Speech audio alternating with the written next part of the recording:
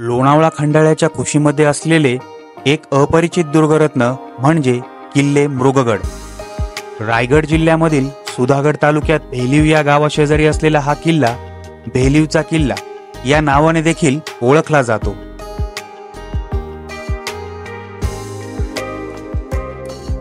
आकाराने लहान असलेल्या या किल्ल्याची उंची 1750 फूट इतकी आहे। मुंबईपासून साधारणतः 92 किलोमीटर आणि पुण्यापासून 117 किलोमीटर असलेल्या या किल्ल्याच्या सुरुवातीची व शेवटची काही वाट वगळता उर्वरित वाट घनदाट जंगलातून जाते आणि त्यामुळेच गड चढण्याचा थकवा अजिबात जाणवत नाही। नमस्कार, मी मिलिंद ताजवे तुमचे पुन्हा एकदा स्वागत करत आहे नवीन अशा ॲडव्हेंचरस व्लॉग मध्ये। आणि आज आपण आलेलो आहोत खोपोली या शहरामध्ये। तसं पाहिलं तर खोपोलीच्या आसपास च्या प्रेमाइसेस मध्ये भरपूर सारे किल्ले आहेत। त्यापैकी एक किल्ल्यावर आपण आज जाणार आहोत, ज्याचं नाव आहे किल्ले मृगगड। खोपोलीमध्ये आल्यानंतर म्हणजे तिथे येण्याचं स्पेशल कारण की माझा मित्रही तिथे राहतो, त्यामुळे मग मी त्याच्याकडे आलेलो आहोत आणि त्याला मी तुम्हाला भेट करून देतो। हा आहे सतीश आणि या आमच्या वहिनी स्नेहल। हाय। तर यांच्याकडे मी काल संध्याकाळी आलो 8-8:30 वाजता आणि मग तिथून पुढे गप्पा टप्पा आणि मग आता आज सकाळी ब्रेकफास्ट करून निघणार आहोत किल्ल्यावर। आणि आणखीन एक व्यक्ती आहे, स्नेहल वहिनींचा भाऊ आहे ऋषी। तो आज त्याला सुट्टी आहे त्यामुळे तो थोडासा आता जस्ट उठलाय थोड्या वेळापूर्वी। ओके, तर आपण निघूयात आता पुढच्या प्रवासाला आपण सुरुवात करूयात। चला तर मग। खोपोलीतून आम्ही खोपोली पाली रस्त्यावरून प्रवास सुरू केला।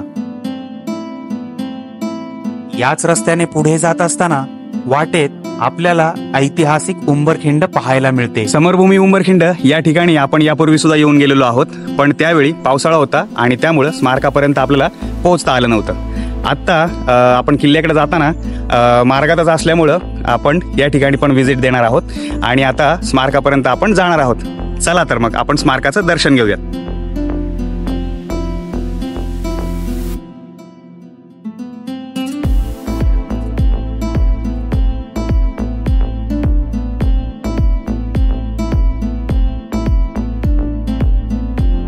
तर या ठिकाणी छत्रपती शिवाजी महाराजांनी अतिशय ऐतिहासिक अशी लढाई जिंकली होती आणि गनिमी काव्याचा पुरेपूर वापर केला होता। या ठिकाणी कारतलब खान आणि रायबगन नावाची एक स्त्री होती, त्यांच्याबरोबरच साधारणतः 30,000ची फौज होती। तर या सगळ्यांचा पराभव या ठिकाणी झालेला आहे आणि मोहिमेचं वैशिष्ट्य म्हणजे की आपले जे काही मावळे आहेत, महाराजांचं जे काही सैन्य आहे, त्यांना कुठल्याही प्रकारे जीवितहानी इथं झालेली नाहीये। तर हे या लढाईचं वैशिष्ट्य होतं। स्मारकाचे दर्शन घेऊन आम्ही पुढील प्रवासाला सुरुवात केली। जांभूळपाड्याच्या कमानीमधून आत शिरल्यावर गणपतीचे एक सुंदर मंदिर या ठिकाणी आम्हाला पाहायला मिळाले।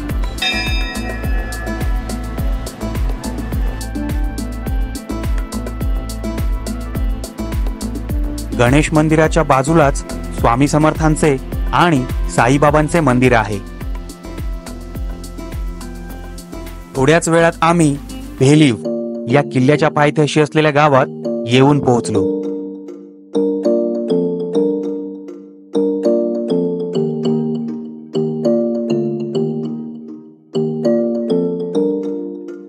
तर रायगड जिल्ह्यामधील सुधागड तालुक्यामध्ये भेलीव असं हे गाव आहे, जे किल्ल्याच्या पायथ्याचं गाव आहे। या ठिकाणी आल्यानंतर आपल्याला भवानी मातेचं मंदिर या ठिकाणी पाहायला मिळते, जे की आता बंद आहे। त्याच्या संदर्भात थोडी काही माहिती आपल्याला इथे एक ग्रामस्थ भेटले होते, त्यांनी आपल्याला सांगितली होती, तर आपण त्यांच्याबरोबर बोलून घेऊया। चला तर। नमस्कार। नमस्कार, मी आनंद दलवी आणि मी ह्याच गावातील व्यक्ती आहे। मंदिराविषयी काय सांगायचं म्हटलं तर हे मंदिर हे मृगगडावरती जे देवी आहे, तीच देवी आपण ह्या मंदिरात स्थापन केलेली आहे। ते खूप पूर्वीपासूनच केलेलं आहे आणि हे मंदिराचं काम खूप वर्षापूर्वी चाललेलं होतं। ते आत्तापर्यंत कुठे ते पूर्णपणे झालेलं आहे आणि त्याचा कार्यक्रम हा फेब्रुवारी महिन्यात माघ पौर्णिमेला 23 आणि 24 तारखेला होणार आहे। तेव्हा सर्वांनी त्या कार्यक्रमासाठी यावं अशी गाववाल्यांची इच्छा आहे। हे आहे मंदिर आणि या बाजूनी असं जायचं आपल्याला पुढे।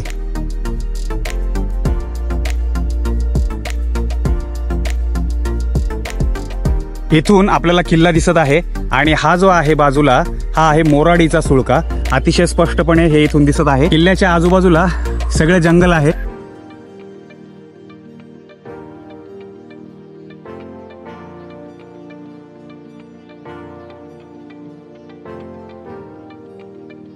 इथं काही ठिकाणी झाडाचे रिबिन्स लावलेले दिसतात.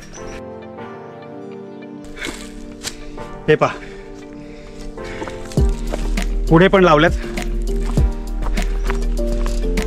थोडं जंगल एरिया आल्यामुळं उन्हापासून थोडी सुटका मिळाली.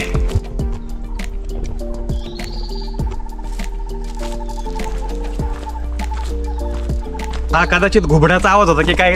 हा कसला आवाज दिला त्यांनी?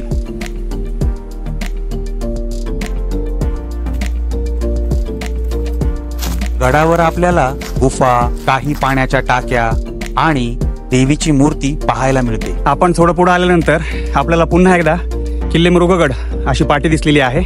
मी दाखवतो तुम्हाला. म्हणजे काय की अगदी थोड्या थोड्या अंतरावर सुद्धा या पाट्या लावलेल्या आहेत, जी रस्ता न चुकण्यासाठी अतिशय चांगला आहे.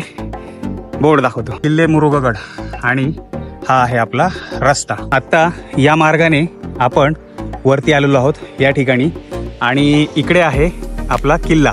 ठीक आहे. त्याच्या इथे अगोदर इथे मृगगड म्हणून एक बोर्ड आहे.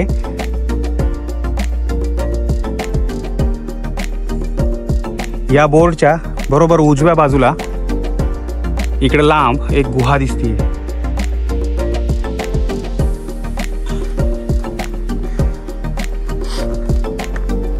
अगदी थोडं पुढं आल्यानंतर आपल्याला किल्ले मृगगड हा एक छोटा बोर्ड दिसतो, आणि त्याच्या डाव्या बाजूला किल्ल्याचा मार्ग राहतोय. आणि किल्ला हा दृष्टिक्षेपातच आहे, अगदीच दिसतोय जवळ. तर तो जो छोटा बोर्ड आहे जो मी तुम्हाला दाखवला, त्यानंतर उजव्या बाजूला वळून आपण जर थोडं पाहिलं, नजर जरी फिरवली तरी आपल्याला ही छोटीशी गुहा इथं दिसते. आणि ही गुहा जी आहे आतमध्ये एवढी खोल आहे, लांबपर्यंत गेलेली आहे. मी थोडंसं बॅटरी लावून पाहिलं, पण आतमध्ये नको जाऊयात म्हटलं, कारण काय माहिती कसं साप वगैरे किंवा काय, जाण्यात काय पॉईंट नाही आहे. आणि आतमध्ये ते घाणेरडा वास पण येतोय, काय माहिती पक्ष्यांची घाण वगैरे असेल मे बी, पण येतोय. ठीक आहे.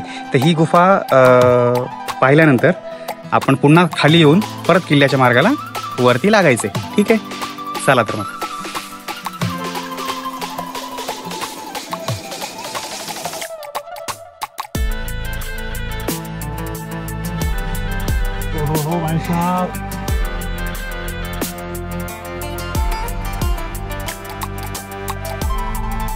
आणि आपण येऊन पोचलो आहोत त्या फेमस चिमणी क्लाइंबपाशी. मी दाखवतो. हे पहा, हा तो पॅच आहे.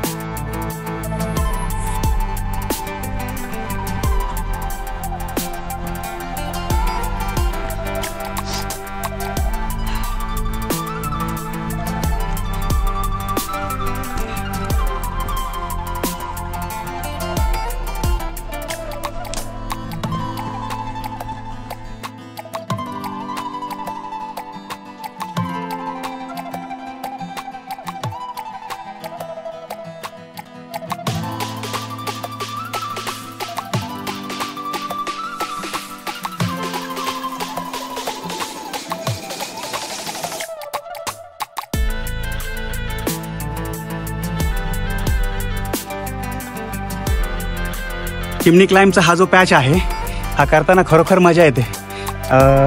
पाहायला गेलं तर एवढं डिफिकल्ट नाही आहे, पण हां कॅमेरा हातात धरून चढणं थोडं मुश्किल आहे. म्हणजे मला नाही जमलं कॅमेरा धरून, तर मी मॅनेज केलं आणि आलो आहे वरती. पण छान आहे. तसा सांगण्याचा उद्देश आहे की तितकं डिफिकल्ट नाही आहे जितकं सांगितलं जातं. चला थोडासाच राहिलं, आता सुरू करूयात. चिमणी क्लाइंब जसं आपण चढून वरती येतो, आल्यानंतर आपल्याला कातळ टप्पा इथूनच सुरू होतो. क्लिअर असा दिसणारा पायरी मार्ग आहे, तो मी दाखवतो तुम्हाला. आणि त्याच्या उजव्या बाजूला अजून एक मार्ग गेला आहे, त्या ठिकाणी एक गुहा आहे. तर आपण अगोदर गुहा पाहूयात आणि ती पाहून झाल्यानंतर मग वरती जाऊयात किल्ल्यावर. चला तर.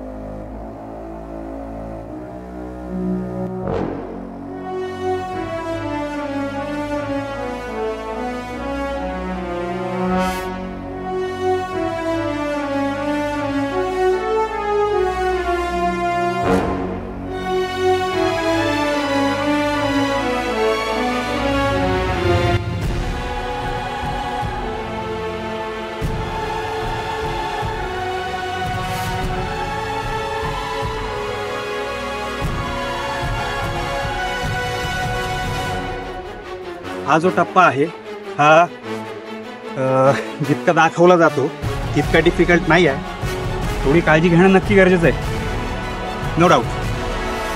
पण जितकं खतरनाक दाखवलं जातं तितकं खतरनाक नाही आहे. Till take care.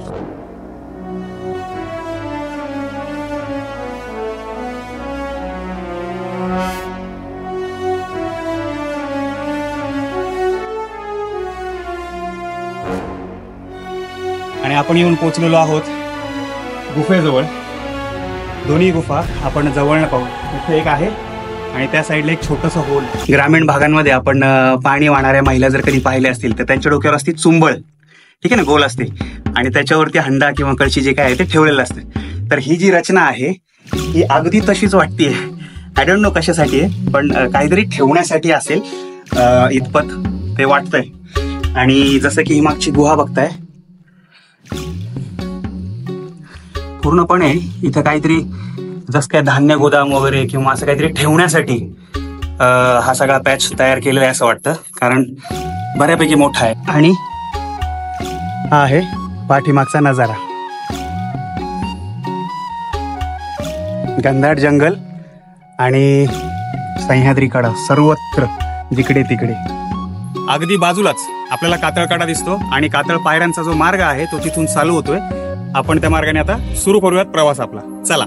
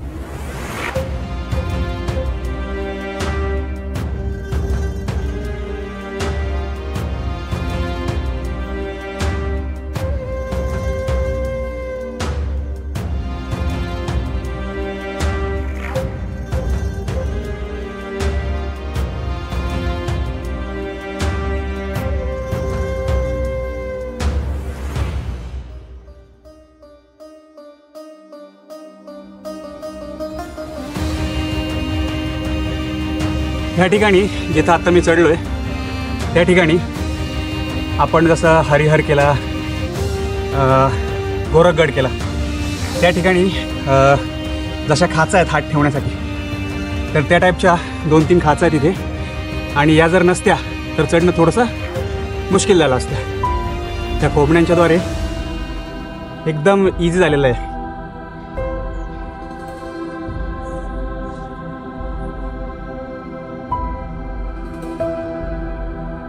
थोड्या पायऱ्या चढून आल्यानंतर या ठिकाणी दगडामध्ये आपल्याला काहीतरी कोरल्यासारखं दिसतंय.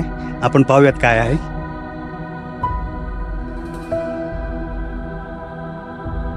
हे पहा, आता हे कदाचित गणपती बाप्पा पण असू शकतात किंवा बजरंगबली पण असू शकतो, कारण बऱ्याचदा किल्ल्यांवरती ह्या 2 देवतांच्याच मूर्त्या बऱ्यापैकी दिसतात.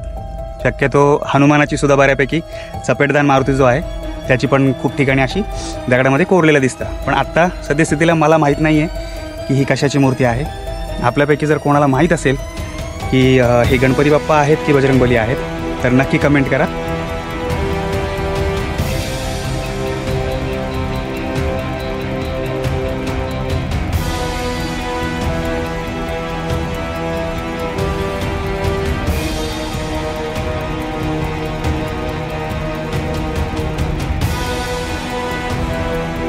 या ठिकाणी आपण पाहू शकतो सगळे तटबंदीचे अवशेष आहेत. अतिशय मोठे मोठे दगड आहेत. तिथपर्यंत गेलेलं आहे.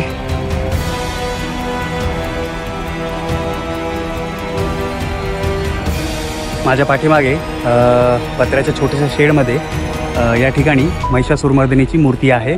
आणि मूर्तीच्या बाजूला जी दुसरी मूर्ती आहे त्या मूर्तीच्या एका हातामध्ये त्रिशूळ आणि एका हातामध्ये डमरू. तर असे ते भैरव आहेत. आणि दोन्हीही मूर्त्यांच्या पुढे शंकराची पिंड ठेवलेली आहे. तर अतिशय सुंदर असं हे मूर्त्या आहेत.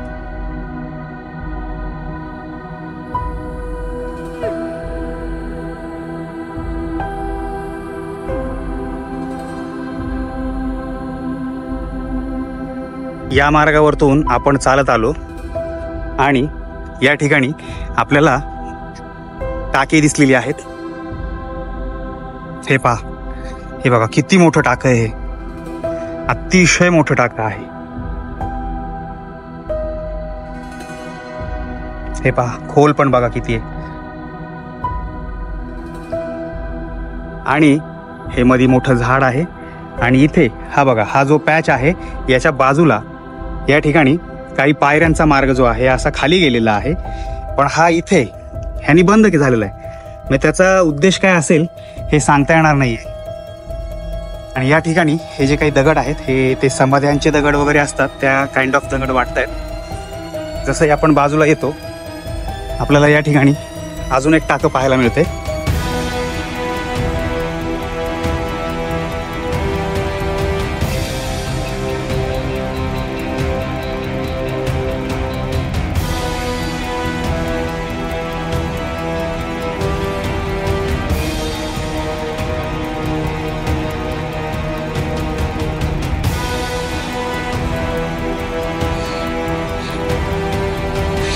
या ठिकाणी एक दगडी भांडा आहे, गोल आहे. यात पाणी वगैरे तर ठेवत असतील कदाचित.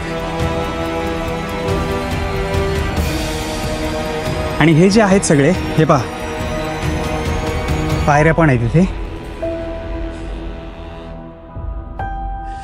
या ठिकाणी कोणीतरी चूल पेटवली होती.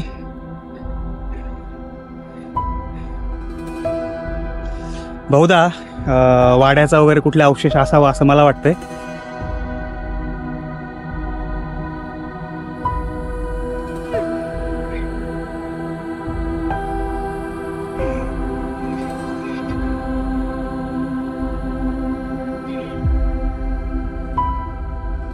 हो हो हो हो हो हो, इथे खाली टाकी आहेत.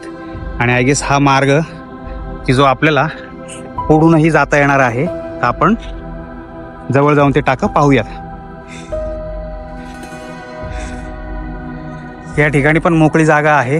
हेही टाका, कारण हा हे बघा तिथे एक दगड आहे. म्हणजे हेही टाकं होतं की जे आता मातीने कालांतराने बुजलेलं आहे. पण हे सुद्धा एक अखंड टाकं आहे आणि हे तर पूर्ण स्पष्ट दिसतंय. म्हणजेच या ठिकाणी दोन टाकी आहेत. एक जे आहे ज्याचे अवशेष थोडे मातीमध्ये बुजलेले आहेत, ठीक आहे. आणि दुसरं जे आहे ते आपण आता पाहिलेलंच आहे.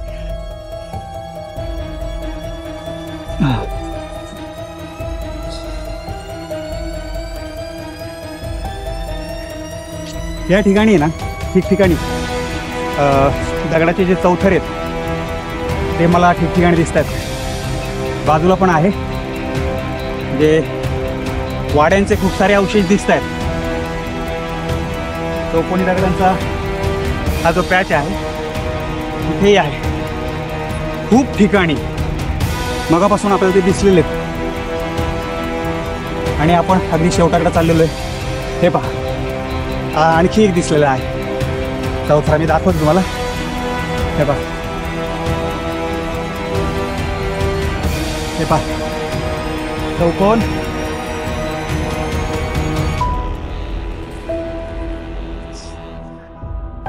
छोटा किल्ला आहे, घेरा छोटा आहे, पण त्या काळी इथे राबता असणार आहे गडावर निश्चित. पाण्याची टाकी पण आतापर्यंत पाहिली आपण, काही कोरडी होती पण आहेत. हे पहा इथे पण आहे. या ठिकाणी हेही कसले तरी अवशेष आहेत. असा खड्डा पडला याला आणि चौकोनच आहे. या ठिकाणी सुद्धा वाड्याचे काही अवशेष असणार आहेत. अरे बापरे, समोर तर अतिशय मोठी काहीतरी गुहे टाईप दिसते. का टाक्या आहेत त्या. मोठं आहे जे काही आहे.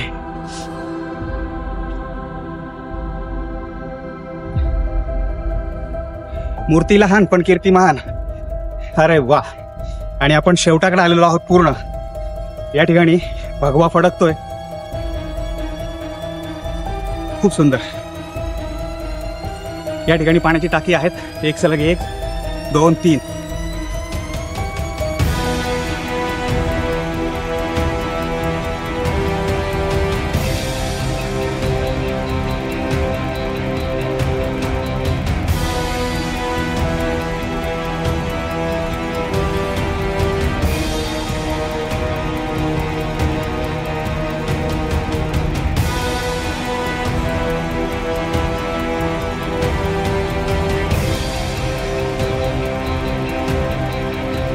काही दगडी पडली आहेत. टाक्यांपासून जसं आपण पुढे येतो, हे पहा, हे टाका आपण आत्ता पाहिलं, पण हे पहा, हे काही चर खोदलेले आहेत. त्याची लाईन ही टाक्यापर्यंत दिसते आणि ठिकठिकाणी चर खोदलेले आहेत. या ठिकाणी पाण्याचं आउटलेट किंवा हे पहा, हे पोल आहेत.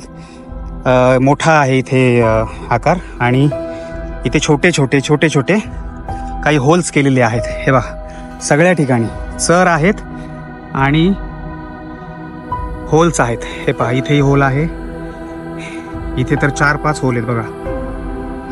ठीक आहे. आणि हे मोठे चर काढलेले आहेत, त्या ठिकाणी सुद्धा होल आहे. आणि अशा प्रकारे या ठिकाणी ही सिस्टम जी आहे, इथे नक्की काहीतरी रोवत असेल.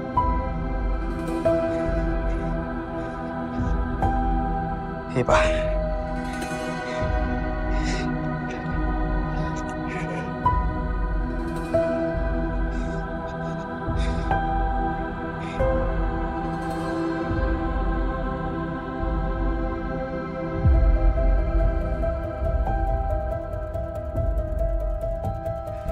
भगवा.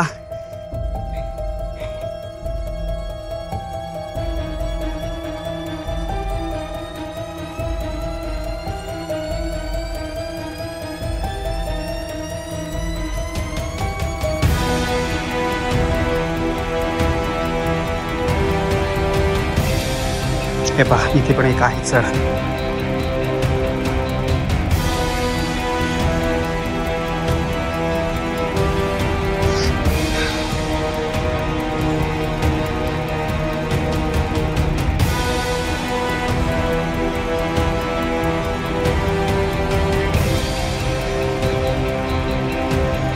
तर संपूर्ण किल्ला हा आपला फिरून झालेला आहे आणि आता वेळ झालेली आहे परतीची. तर आम्ही दोघंही आत्ता खोपोलीला जाणार, सतीशच्या घरी मुक्काम करणार आणि उद्या सकाळी मी पुन्हा एकदा एका नवीन किल्ल्यावर जाणार आहे आणि तिथून पुढे मग मी घरी जाईल. तर आपला आजचा व्हिडिओ तुम्हाला आवडला असेल याची मला खात्री आहे. तर नक्की लाईक करा आणि चॅनलवर जर नवीन असाल तर सबस्क्राईब करा, कारण अशाच नवनवीन किल्ल्यांवरती आपण भेट देणार आहोत, मग ते परिचित असतील किंवा अपरिचित असतील. तर किल्ल्यांची भटकंती आपली अशीच पुढे चालू राहणार आहे, म्हणून नक्की सबस्क्राईब करा. तर भेटूया एकदा पुन्हा पुढच्या किल्ल्यावर. तोपर्यंत टेक केअर. Bye bye.